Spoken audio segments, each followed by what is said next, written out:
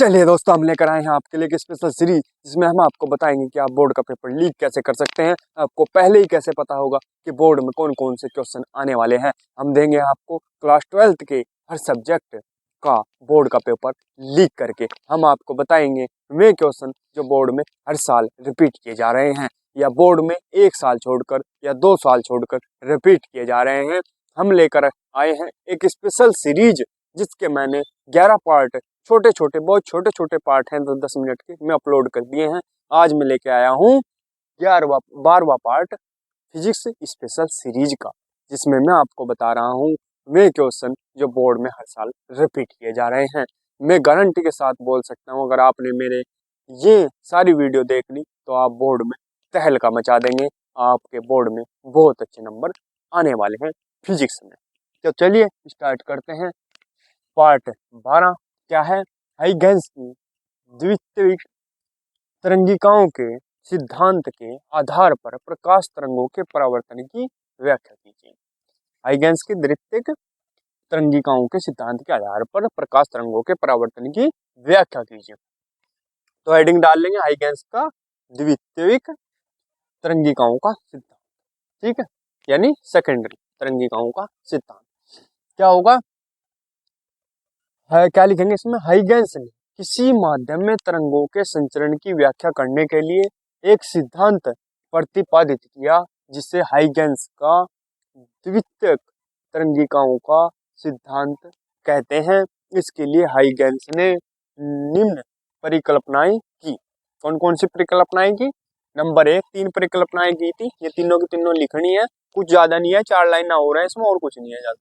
पहला नंबर 1 क्या लिखेंगे?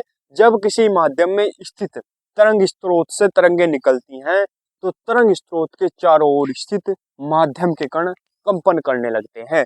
माध्यम में वह पृष्ठ जिसमें स्थित सभी कण समान कला में कंपन करते हैं तरंगाग्र कहलाता है, ठीक है। यदि तरंग स्रोत बिंदुवत है तो तरंगाग्र गोलीय होता है। नंबर दो क्या लिखेंगे? तरंगाग्र पर स्थित माध्यम का प्रत्येक कण एक नए तरंग स्रोत का कार्य करता है, जिससे सभी दिशाओं में नई तरंगे निकलती हैं। इन नई तरंगों को क्या कहते हैं? द्वितीयक तरंगिकाएं कहते हैं, यानी सेकेंडरी तरंगिकाएं कहते हैं, ठीक है। अब नंबर 3, यदि किसी क्षण इन द्वितीयक तरंगिकाओं का अन्य, ये क्या है?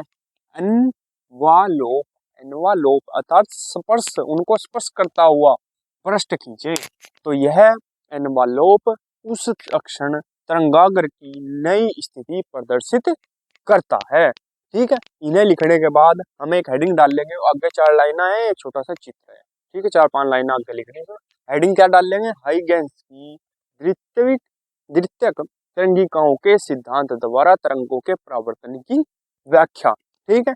ये हेडिंग डाल लेंगे बड़ा सा, स्क्रीनशॉट ले लो इसका यहाँ तक। इस हेडिंग के बाद क्या लिखना वो मैं आगे लिख रहा, स्क्रीनशॉट ले लो फटाफट, आगे बढ़ेंगे। चलिए दोस्तों देखते हैं आगे क्या। ये चित्र बनाना, ठीक है। A dash, B dash, X dash, ये आर, ये भी आर, कुछ नहीं है इसमें, ये आई, ये आई, ठीक है। आई क्या हो, चलो ये आगे बताऊंगे यहाँ को। और सन देख लो इसके, 2017, 2018, 2019, 2020 और 2023 में लगातार आ रहा क्वेश्चन, मोस्ट इंपोर्टेंट है इसलिए, ठीक है। जो हेडिंग लिखवाया था उसके बाद ये चित्र बनाना, और ये सिर्फ ये लिखना, ठीक है। क्या लिखेंगे? बुक में और मॉडल में बहुत ज्यादा बड़ा है तो कुछ देखने की जरूरत नहीं है। ये देखो, समकोण त्रिभुज A B A dash, A B A dash, A B A dash समकोण त्रिभुज है, ठीक।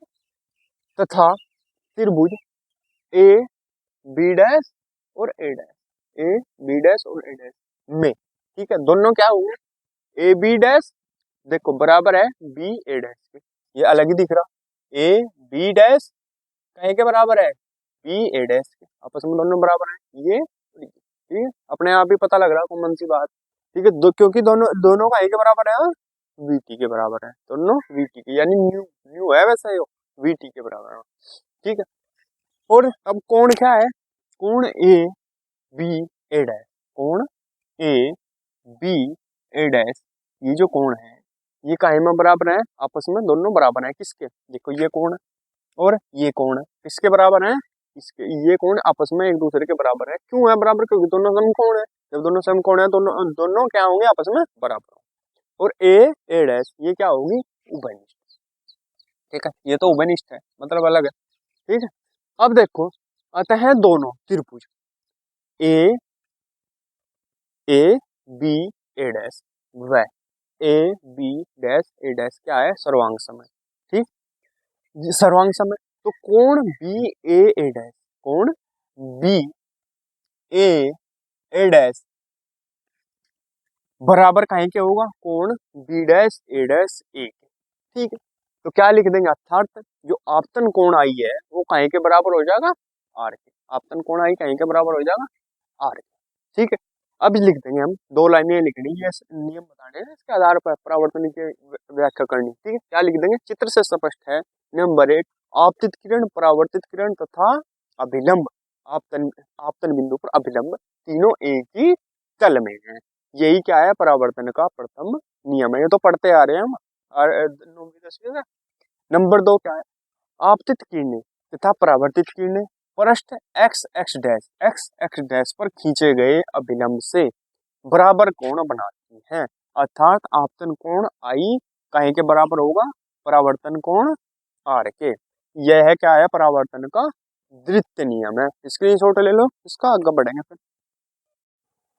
चलिए दोस्तों देखते हैं अगला क्वेश्चन क्या है। तरंगाग्र क्या होता है, हाइगेंस के द्वितीयक तरंगिकाओं के सिद्धांत से तरंगों के अपवर्तन की व्याख्या कीजिए।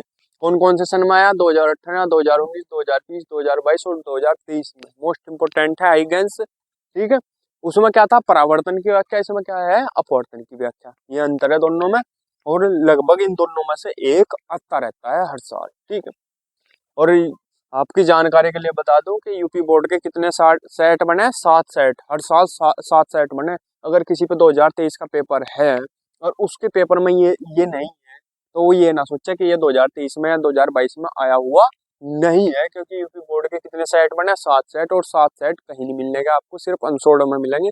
मैंने सात तो पिछले जो 7-8 साल का जो अनसोल्ड है, प्रीवियस ईयर के पेपर हैं, उन्हें सबका अध्ययन करा, तब जाकर मैं ये क्वेश्चन बता रहा। ठीक है, तो 7 सेट बने, 7 सेट आप पे नहीं उड़ेंगे।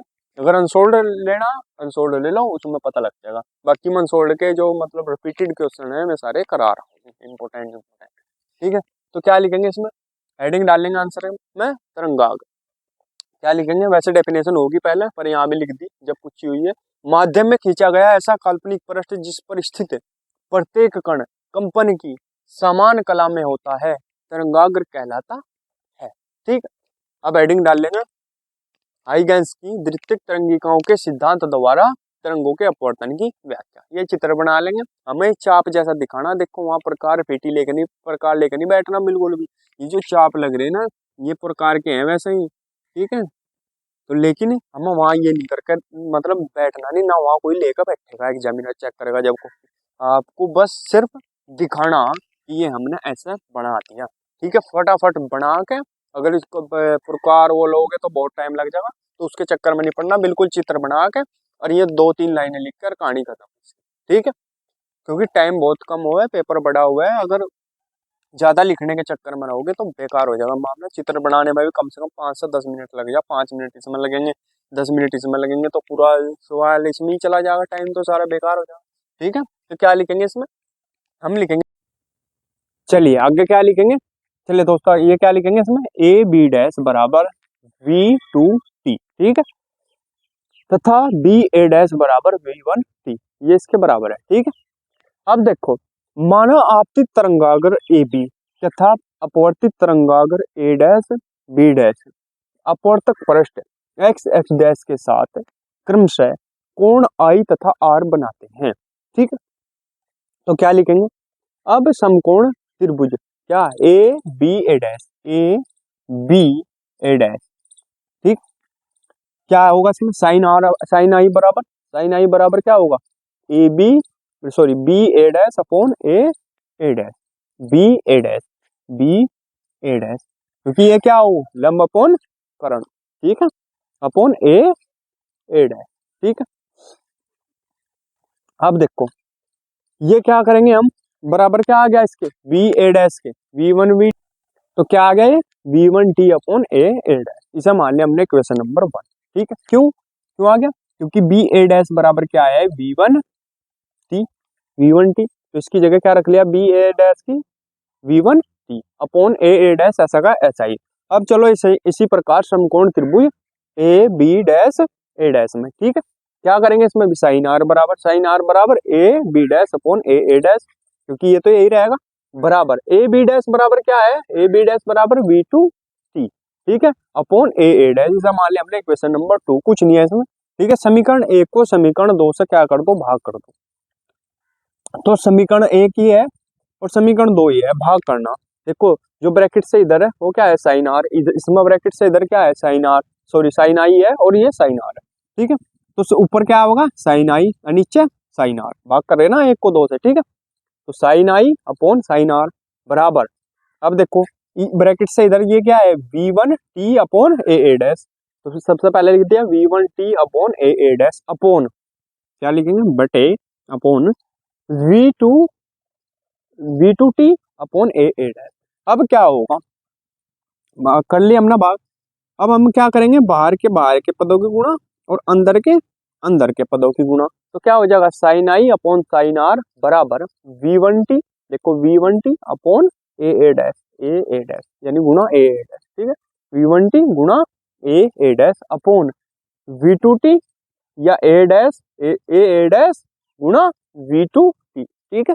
अब देखो इससे ए डैश से पूरा का पूरा ए डैश कट गया, इस टी से ये टी भी कट गया, ठीक है। क्या बचा sine I upon sine R बराबर, ऊपर क्या बच गया V1 नीचे V2, ये कहे के बराबर नियतांक के, यही क्या हो स्नेल का नियम भी बाजीबात, स्नेल के नियम भी पूछ ले, स्नेल का नियम स्पष्ट कीजिए, तो सेम यही प्रोसेस है, सेम यही हमें सिद्ध करना है उसमें भी, ठीक है। 2 लाइनें लिखनी इसमें, वे लिखेंगे, पहले इसका स्क्रीनशॉट ले लो फटाफट।